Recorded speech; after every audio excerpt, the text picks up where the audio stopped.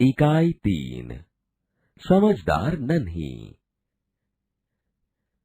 3 समझदार नन्ही। विद्यार्थी मित्रों, आपके शिक्षक क्रमशः आपको कहानी के परिच्छेद का पठन करवाएंगे। पढ़ो और सुनो। कहानी। एक बड़ा सा तालाब, जहां एक नन्ही बतख अपनी माँ के साथ रहती थी। उसी तालाब के किनारे एक बिच्छू भी रहता था और तालाब के पास दलदल भी था। एक दिन नन्ही बतख तट पर आई तो उसने देखा कि एक बिच्छू दलदल में फंसा है।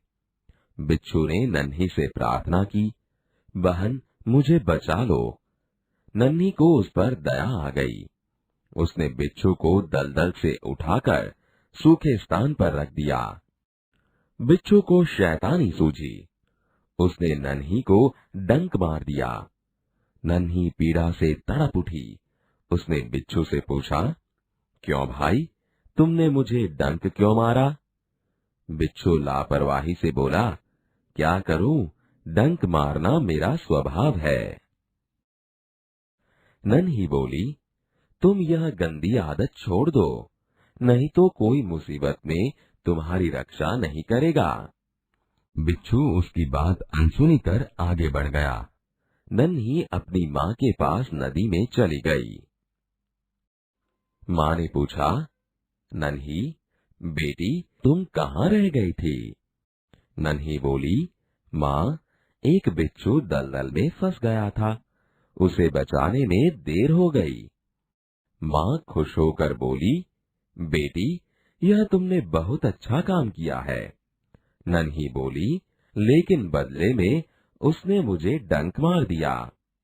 माँ बोली, बिच्छू अपनी गंदी आदत का गुलाम है, तुम उसे चाहे कितनी बार बचाओ, वह बार बार डंक मारता रहेगा। नन्ही बोली, माँ मैं उसकी गंदी आदत छुड़ा कर रहूंगी। कुछ दिन बाद बिच्छू के प्राण पुनः संकट में पड़ गए। इस बार वह पानी की धारा में जा गिरा और डूबने उतराने लगा। मौत सामने देखकर बिच्छू को नन्ही की याद आई। वह नन्ही को पुकारने लगा। नन्ही ने उसकी करुण पुकार सुन ली। वह झपट कर बिच्छू के पास आ गई। सहसा ही उसके मन में विचार आया, अब मैं इस गंदे स्वभाव वाले बिच्छू को नहीं बचाऊंगी। बिच्छू गिड़गिड़ाने लगा, बहन मुझ पर दया करो। नन्ही का मन डोल गया। उसने सोचा, हो सकता है इसने अपनी गंदी आदत छोड़ दी हो। नन्ही ने बिच्छू को दोबारा जीवन दान दिया। बिच्छू अपने स्वभाव के अनुसार उसे डंक मारने के लिए आगे बढ़ा। नन्ही उसका इरादा समझ गई। वह मुस्कुराकर बोली, बिच्छू भाई ठिठक क्यों गए, डंक मारो। बिच्छू शर्म से पानी पानी हो गया। वह खिसियाकर बोला, बहन एक बात बताओ, मैंने सदा तुम्हारे साथ विश्वासघात किया, फिर भी तुमने मेरे साथ भलाई ही की, ऐसा क्यों? नन्ही बोली, भलाई करना मेरा स्वभाव है। मैं तुमसे बदला लेने के लिए अपनी अच्छी आदत क्यों छोड़ दूं? मेरा काम बचाना है। मैं मुसीबत में पड़े को बार बार बचाती रहूंगी।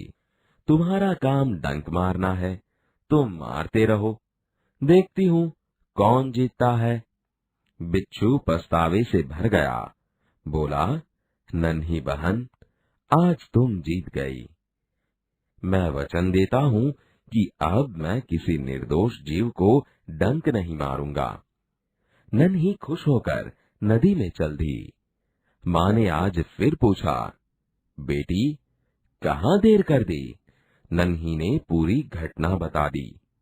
माँ प्यार से बोली, प्यारी समझदार नन्ही, भले लोग अपनी बार बार की भलाई से इसी तरह बुरे लोगों को भला बनने की राह दिखाते हैं। नन्ही प्रसन्न होकर थिरकने लगी।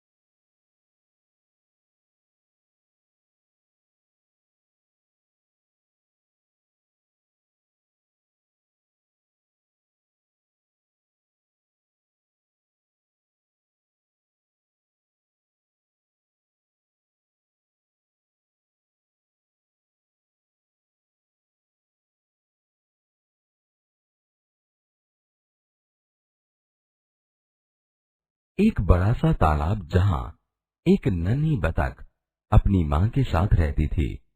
उसी तालाब के किनारे एक बिच्छू भी रहता था और तालाब के पास दलदल भी था। एक दिन नन्ही बतख तट पर आई तो उसने देखा कि एक बिच्छू दलदल में फंसा है। बहन, मुझे बचा लो। नन्ही को उस पर दया आ गई। उसने बिच्छू को दलदल से उठाकर सूखे स्थान पर रख दिया। बिच्छू को शैतानी सूझी। उसने नन्ही को डंक मार दिया। नन्ही पीड़ा से तड़प उठी। क्यों भाई, तुमने मुझे डंक क्यों मारा? क्या करूं, डंक मारना मेरा स्वभाव है। तुम यह गंदी आदत छोड़ दो, नहीं तो कोई मुसीबत में तुम्हारी रक्षा नहीं करेगा। बिच्छू उसकी बात अनसुनी कर आगे बढ़ गया। नन्ही अपनी माँ के पास नदी में चली गई। नन्ही बेटी, तुम कहाँ रह गई थी? माँ, एक बिच्छू दलदल में फंस गया था, उसे बचाने में देर हो गई। बेटी, यह तुमने बहुत अच्छा काम किया है। लेकिन बदले में उसने मुझे डंक मार दिया। बिच्छू अपनी गंदी आदत का गुलाम है। तुम उसे चाहे कितनी बार बचाओ, वह बार बार डंक मारता रहेगा। माँ, मैं उसकी गंदी आदत छुड़ाकर रहूंगी। कुछ दिन बाद बिच्छू के प्राण पुनः संकट में पड़ गए। इस बार वह पानी की धारा में जा गिरा और डूबने उतराने लगा। मौत सामने देखकर बिच्छू को नन्ही की याद आई। वह नन्ही को पुकारने लगा। नन्ही, नन्ही, नन्ही। नन्ही ने उसकी करुण पुकार सुन ली। वह झपटकर बिच्छू के पास आ गई। अब मैं इस गंदे स्वभाव वाले बिच्छू को नहीं बचाऊंगी। बहन, मुझ पर दया करो। नन्ही का मन डोल गया। हो सकता है इसने अपनी गंदी आदत छोड़ दी हो। नन्ही ने बिच्छू को दोबारा जीवन दान दिया। बिच्छू ने अपने स्वभाव के अनुसार उसे डंक मारने के लिए आगे बढ़ा। नन्ही उसका इरादा समझ गई। बिच्छू भाई, ठिठक क्यों गए? डंक मारो। बिच्छू शर्म से पानी पानी हो गया। बहन, एक बात बताओ, मैंने सदा तुम्हारे साथ विश्वासघात किया, फिर भी तुमने मेरे साथ भलाई ही की। ऐसा क्यों? भलाई करना मेरा स्वभाव है। मैं तुमसे बदला लेने के लिए अपनी अच्छी आदत क्यों छोड़ दूं? मेरा काम बचाना है। मैं मुसीबत में पड़े को बार बार बचाती रहूंगी। तुम्हारा काम डंक मारना है, तुम मारते रहो। देखती हूँ कौन जीतता है। नन्ही बहन, आज तुम जीत गई। मैं वचन देता हूँ, अब मैं किसी निर्दोष जीव को डंक नहीं मारूंगा। नन्ही खुश होकर नदी में चल दी। बेटी, कहाँ देर कर दी? नन्ही ने पूरी घटना बता दी। प्यारी समझदार नन्ही, भले लोग अपनी बार बार की भलाई से इसी तरह बुरे लोगों को भला बनने की राह दिखाते हैं। नन्ही प्रसन्न होकर थिरकने लगी। बोध, इस कहानी से हमें ये सीख मिलती है कि अच्छे लोग अपनी बार बार की भलाई से इसी तरह बुरे लोगों को भला बनाने की राह दिखाते रहते हैं। शंकर सुल्तानपुरी। विद्यार्थी मित्रों, आपने नन्ही की कहानी तो सुनी। चलो एक ऐसी ही अन्य कहानी के कुछ चित्र यहाँ पर है। अपने शिक्षक की मदद से चित्रों पर चर्चा करते हुए कहानी बनाइए। चित्र देखकर कहानी का निर्माण कीजिए।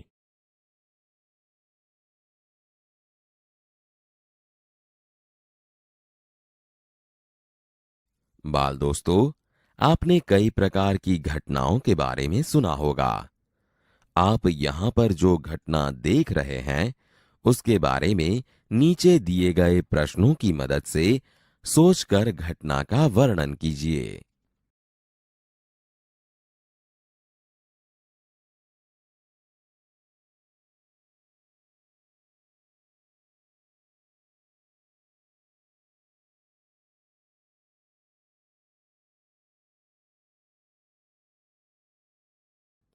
प्रश्न 1, यह घटना कैसे घटी होगी?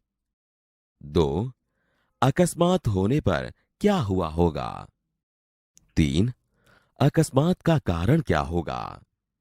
4, अकस्मात के समय हमें कौन सी सावधानी रखनी चाहिए? 5, आपने ऐसी घटना कब और कहां देखी थी? विद्यार्थी मित्रों, आपने संज्ञा की जानकारी तो प्राप्त की है। संज्ञा के बार बार के पुनरुक्ति को रोकने के लिए सर्वनाम का प्रयोग होता है। उसका एक अभ्यास यहाँ प्रस्तुत है, जिसे ध्यान से सुनिए, बाद में पढ़िए। सर्वनाम।